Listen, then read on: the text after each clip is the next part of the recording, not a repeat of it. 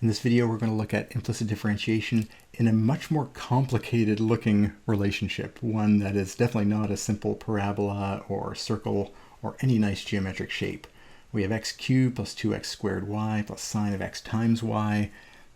We don't have any sense looking at this immediately what this graph would look like, but we will still be able to get a formula for slopes. So let's go through that process.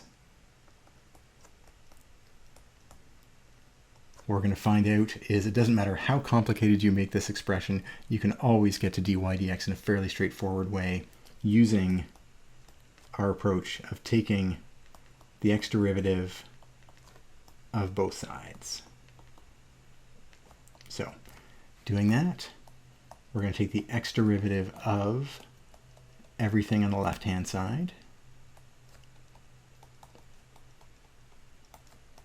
and taking the x derivative of everything on the right-hand side, which is a little simpler. Let's do the right-hand side first because it is so simple. The derivative of 1 with respect to x is just 0 because 1 is a constant. The left-hand side is a little hairier. Let's go term by term because we can differentiate sums term by term. And I'll be explicit again about taking the derivative of the inside each time. So the derivative of x cubed with respect to x is 3x squared dx dx. Then we have here, we have a product. We have 2 out front, and then we have the product of x squared and y. So let's take the derivative of the x squared. That'll be 2x dx dx times y. Derivative of the first times the second, unchanged. Then plus the first unchanged times the derivative of the second. And again, remember, we're taking the x derivative of y. That's just dy dx. First times the derivative of the second. And it turns out we're going to need more room for this, so let's move that over. And now we take a look at the sine of x times y. So plus, we plus in the derivative. The derivative of sine anything is cos of the same thing. Then we multiply by the derivative of the inside. So we have the derivative of the inside, but the inside is a product again. So being careful. X is our first term. We'll get dx dx times the second, which is y. And we're going to need even more room. So I'll move this to the next line.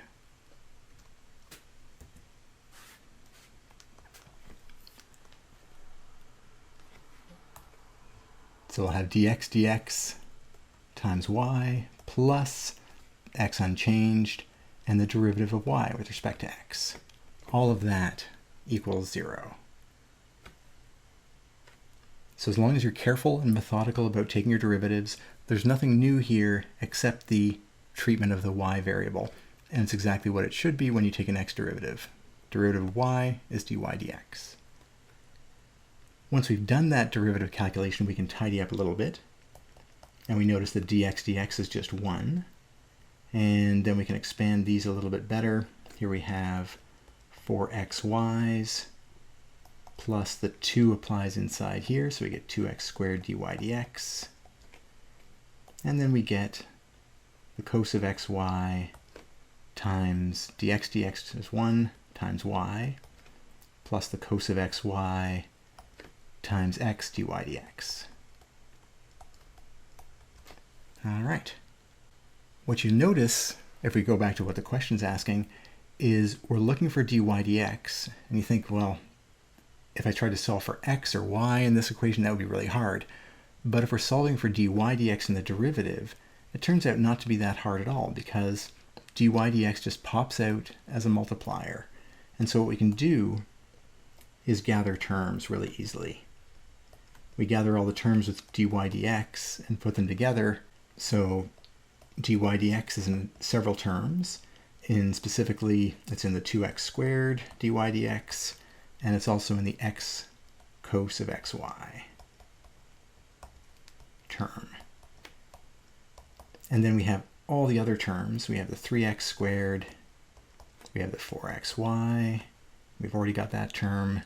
And we have the cos xy times y. And the right-hand side is unchanged at 0. Once we've gotten this far, we can now hone in on the dy dx. We'll copy this over to the next page to give us a starting point.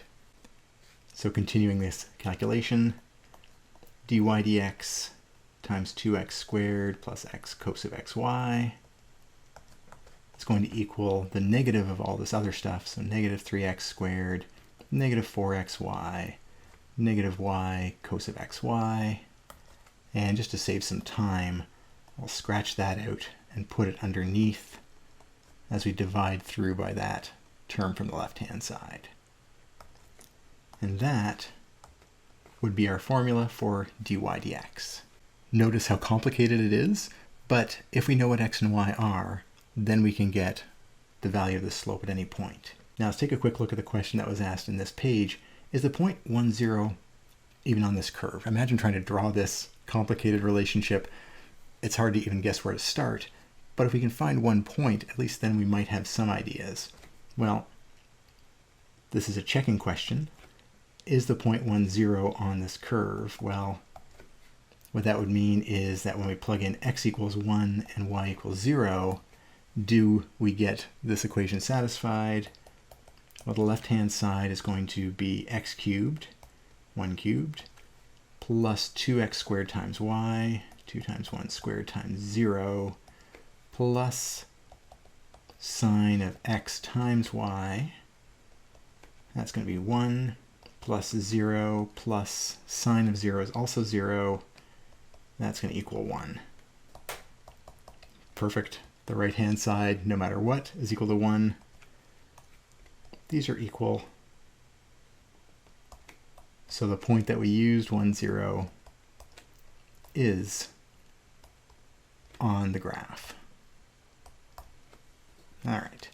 So with that in mind, without knowing the whole shape of this graph, we can use this information about slope to tell us something about the graph, at least around the point 1, 0. In pictorial form here, let's draw our graph. Let's call that the point 1.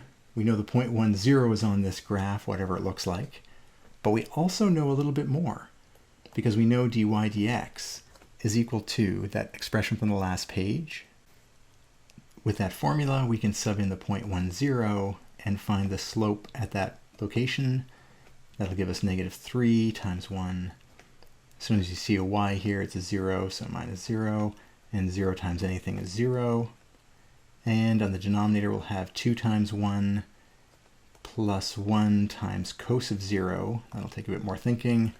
Cos of 0 is actually 1. So at the end of the day, we'll have negative 3 over 2 plus 1, which is 3. Oh, that's a nice round negative 1. That will be the slope on the graph. This graph here, this complicated graph, we can't really imagine, but we do know that at the point that we've looked at, the slope will be negative 1 at the point 1, 0. So what we can imagine is, just connecting that down, this is going to be the tangent line to the graph. Don't know much else about the graph, but it's going to look something like this, at least in the neighborhood of the point 1, 0. We can use that idea to then estimate some values, like moving back a bit. What would the point on this complicated curve be approximately close to 1? Let's say at the point x equals 0.95. Well, for that, we can use our tangent line approximation, which would be given by y equals our slope, negative 1, x minus 1 plus 0. That's our slope. It's the multiplier of the x, and that's our x naught or a value, and this is our y naught or our c value, whichever nomenclature you like or notation you like. This is building up our tangent line formula based on 3 ingredients: the slope and the x and the y coordinates where we're starting or referencing ourselves. And we can tidy that up as negative x plus 1 if we like, or if you like 1 minus x. With that, we can make a prediction.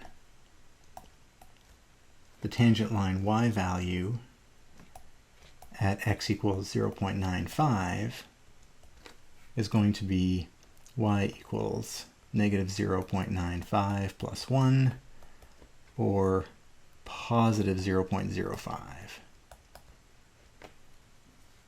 Now, if we're talking about on the graph, the y value is going to be approximately 0.05 at x equals 0.95.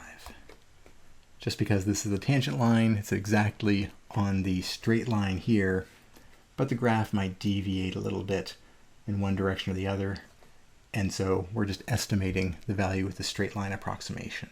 In this case, the words around the statements are quite important in terms of interpreting whether we're talking about the tangent line itself or on the curved graph. We can take this one step further here using some technology and actually get a computer to generate the graph of that complicated relationship. Notice it has asymptotes, it has sort of wavy behavior from the sine of x times y here and here, but if we focus in on the point 1 and 0, notice that is on the graph here, and we zoom in to the point 1, 0 here, we can actually see that it's fairly smooth there. When we look at the zoomed in version, we can get a slope line drawn in, and that was the slope line that we found of negative 1, and it matches the graph here from the computer generated image perfectly, as we would expect because of the process that we used to get to this value.